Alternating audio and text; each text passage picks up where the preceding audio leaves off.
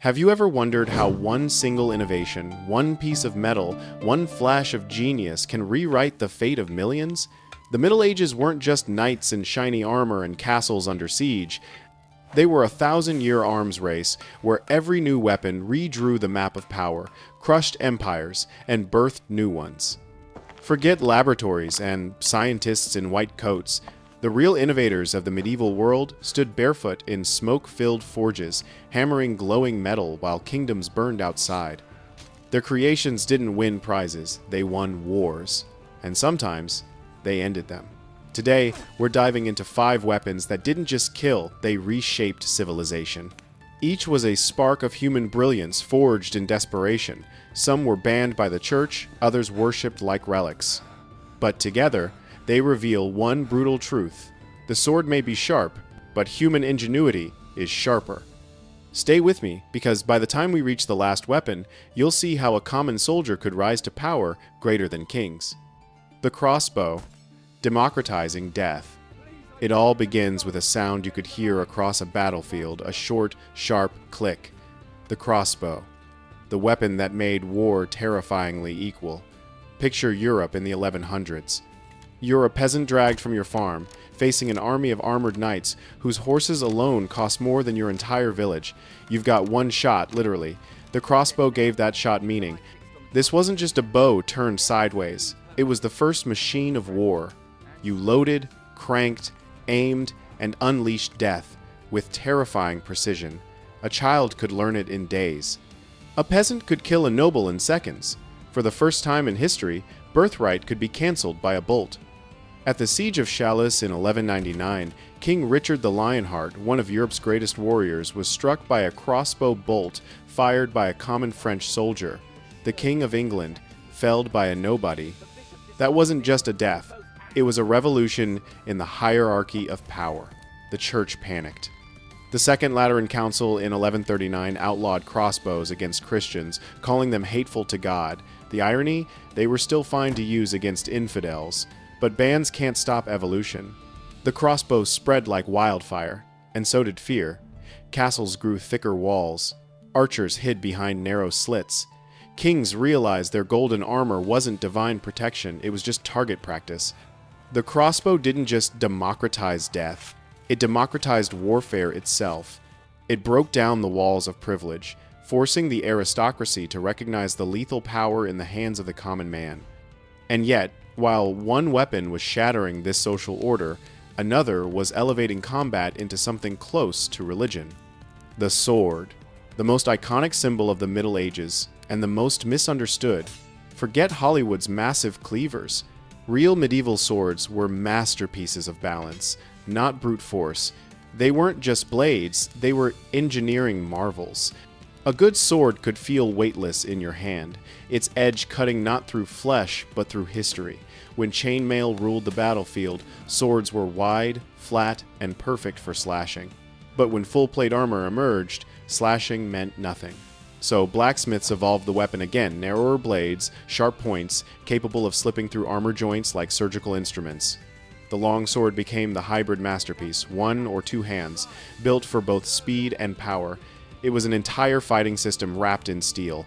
Masters like Johannes Lichtenauer in Germany and Fiore de' Liberi in Italy turned swordsmanship into an art form centuries before fencing schools existed. Holding a sword wasn't just holding a weapon. It was holding status, spirituality, and science in one object. Blades were inscribed with Latin prayers, forged using advanced metallurgy techniques like pattern welding and quenching. Each sword was a fingerprint unique, alive, and deadly. At Agincourt in 1415, as French knights drowned in the mud under the arrows of English archers, the survivors weren't finished off with brute weapons, they were ended by swords designed for thrusting between armor plates. Each kill was surgical, almost intimate. The sword didn't just shape battlefields, it shaped identity. It defined the knight, the code of chivalry, and the very idea of nobility. But even the finest sword couldn't stop what came next. A weapon so fast, so powerful, it could turn an entire army into a wall of death. Enter the longbow, England's ultimate killing machine. If the crossbow gave power to the peasant, the longbow made the peasant unstoppable. Imagine drawing a bow taller than you are, pulling a string that requires the strength of 3 men, often 80 to 120 pounds of draw weight, and sending an arrow 300 meters with enough force to pierce armor. This wasn't casual archery, it was national obsession. The English turned archery into a patriotic duty. By law, every man had to practice. Over decades, the English created a biological weapon. Generations of men whose skeletons literally changed shape from years of training. Crécy, 1346. The flower of French nobility charges uphill polished armor, gleaming, banners snapping, waiting for them, 3,000 English longbowmen. Within minutes, the sky turns black. Arrows fall like rain, up to 12 per minute per archer, a devastating cloud of death. Horses scream, knights tumble, chaos erupts. The French didn't lose that day, they were erased. At Poitiers, it happened again. At Agincourt, the same story repeated. Mud, arrows, and humiliation. Entire generations of the aristocracy vanished under a storm of wood and iron. The longbow didn't just win battles, it shattered centuries of social order. But there was a catch. Mastering it took decades. An English archer was worth 10 mercenaries. Their arms were twisted by constant tension, their backs bent from years of training. They were living weapons. And as all great weapons do, the longbow eventually inspired its own destruction. The longbow was so effective that enemies raced to invent something stronger: gunpowder. The roar of cannons at Castillon in 1453 ended the Hundred Years' War and the reign of the longbow. But before gunpowder ruled, the battlefield belonged to something far more primal, a weapon that didn't cut or pierce, but crushed. The mace, pure, unapologetic brutality. When armor reached its peak, swords and arrows bounced off like rain, so the answer was physics, a lump of iron on a stick, simple, ugly, unstoppable. The genius of the mace wasn't in elegance, it was in impact. A swing didn't need to pierce armor, it sent shockwaves through it. Ribs cracked, skulls caved, the enemy died without a drop of blood spilling. It was the weapon of kings and commoners alike. Henry VIII owned a golden mace studded with jewels. Foot soldiers used ones made from wood and iron. Both killed the same. Flanged maces with edges that focused the blow could dent helmets like tin cans. Spiked versions pierced through mail. Cavalry maces turned charging knights into battering rams. Battlefields in the 14th century were symphonies of metal on metal, and while swords looked noble, maces decided fights. A single blow from horseback could shatter both man and morale. It was simple, savage, and horrifyingly efficient. But while the mace ruled close combat, one weapon rose to do it all. Cut, stab, hook, crush. The Swiss, the English, the Italians all refined it. It was the poleaxe, and it would redefine what medieval warfare even meant. If the mace was raw muscle, the poleaxe was pure engineering. 2 meters of wood, steel, and terror. A blade for slicing, a hammer for crushing, a spike for thrusting, a hook for dragging knights off their horses. It was a medieval Swiss army knife with blood on every edge. The poleaxe evolved to solve a single brutal equation. How do you kill a man encased in steel?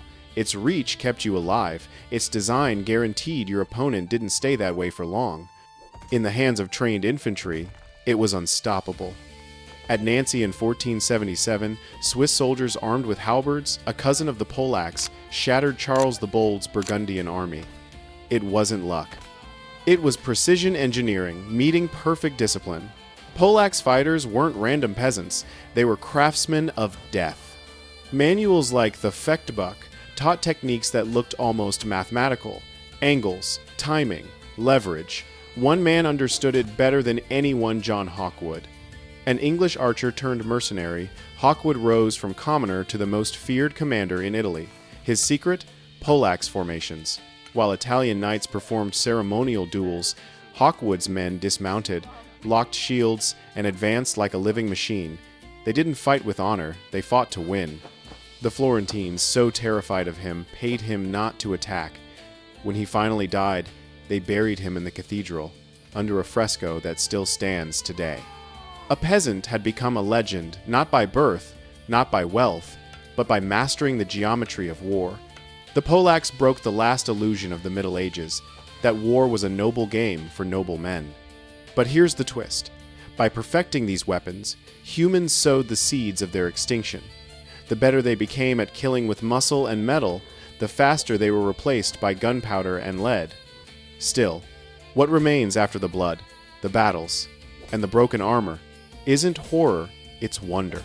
Because behind every blade, bolt, and hammer was a mind refusing to accept defeat.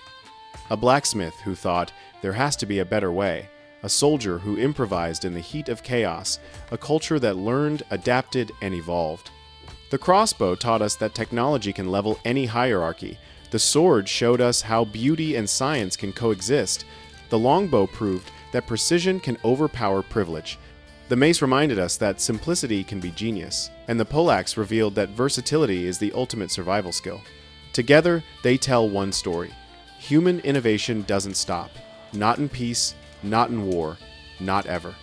These weren't just weapons. They were experiments. Each one made by hands that didn't know failure, only adaptation. From the clang of medieval forges to the silence of modern labs, that same spark still drives us forward, because innovation doesn't belong to the rich or the powerful. It belongs to the desperate, the daring, the dreamers who refuse to accept impossible. The medieval arms race eventually ended, replaced by new technologies, but the spirit of innovation it represented the refusal to accept unsolvable problems, the determination to find better ways. That spirit lives in every current innovation. These 5 weapons changed the Middle Ages. The question is, what will yours change next?